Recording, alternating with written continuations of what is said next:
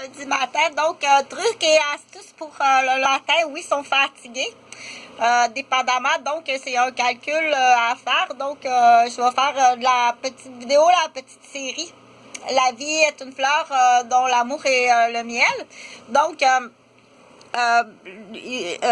c'est le jugement, on dit, oh mon Dieu, le jugement du lundi matin. Il faut faire, j'appelle ça, faut faire une boulette. Faut faire une boulette du mieux qu'on peut. Pour plaire, pas pour plaire, mais pour présenter un plan d'intervention de soins. Là, quand on dit soins, c'est pas ce matin, c'est pas une garderie, c'est un hôpital. Ou bien un plan d'intervention à la garderie. Donc, le lundi matin, ça peut être le fun ou un autre moment dans la semaine. On met une émission comme ça. Donc, on enlève le volume. Et puis, on fait parler les enfants. Ils vont parler entre eux. Il s'agit d'un maître, on dit un maître qui va faire commencer la conversation. Donc, on enlève le volume. Autant que possible, là, on essaie au niveau des cuisiniers que ça représente un papa, deux papas. Donc, il faut que ça ressemble au papa. Autant que possible, là, deux portraitistes, là, qu'on pourrait dire, deux profils d'hommes, que ça passe, on pourrait penser que ça ressemble à papa. Donc, les enfants vont placoter. Dire, qu'est-ce qu'ils ont pu, qu'est-ce qu'il y a, des nouveaux mots, des nouvelles phrases, des nouvelles histoires qui ont pu être témoins durant la fin de semaine. Donc, et du coup, ça peut être même utilisé lors de dossiers importants, mais là, à ce moment-là, il faut faire appel à des professionnels. Moi, je donne l'idée, tout ça, parce que moi, l'objectif, c'est pas d'espionner ou de savoir qu'est-ce qui est arrivé à la maison. L'objectif, on va dire l'objectif Coralie. L'objectif Coralie, c'est on apprend à parler, tout simplement. On apprend à parler, un bâton de relais. Attends un petit peu, j'ai pas compris, t'as parlé en même temps que moi. Moi, j'aurais pas dit ça de cette façon-là. Donc, l'objectif à la garderie, c'est de parler. Par contre, s'il y a un autre objectif qui arrive d'un maître, ça peut être utilisé au palais de justice. Ça peut être une façon.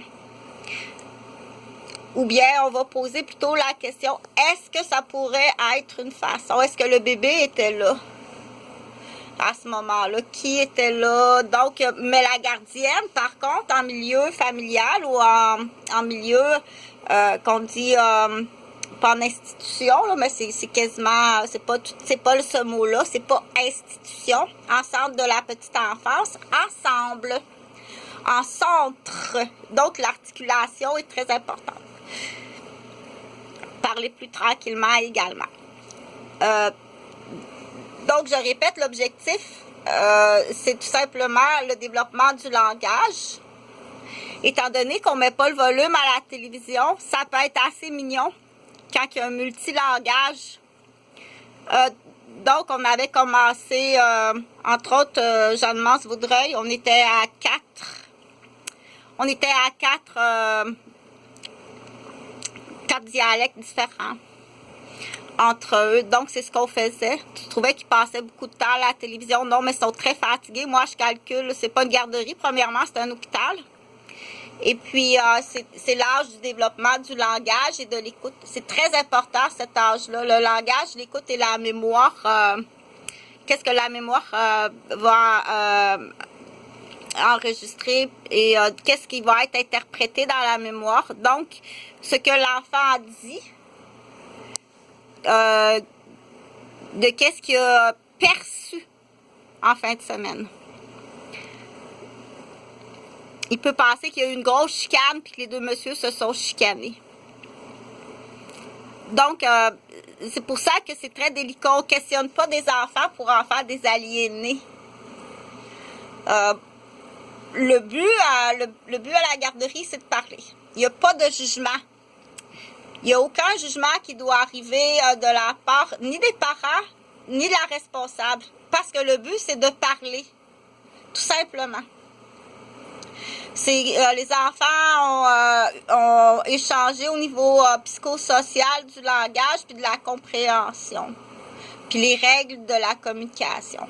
Par contre, ça, c'est là. C'est là parce que c'est là à la maison. Mais c'est pas à l'éducatrice d'aller faire ce travail-là. Ce travail-là, il est fait par des maîtres. Mais moi, je pose la question, est-ce que ça pourrait être une bonne façon? En évaluation de l'enfant, qu'est-ce qu'il a compris dans la fin de semaine? Les deux messieurs se chicanaient, c'était épouvantable ce que j'ai entendu. Non. L'échelle, c'était pas une échelle de violence du tout, il y avait du plaisir. Dans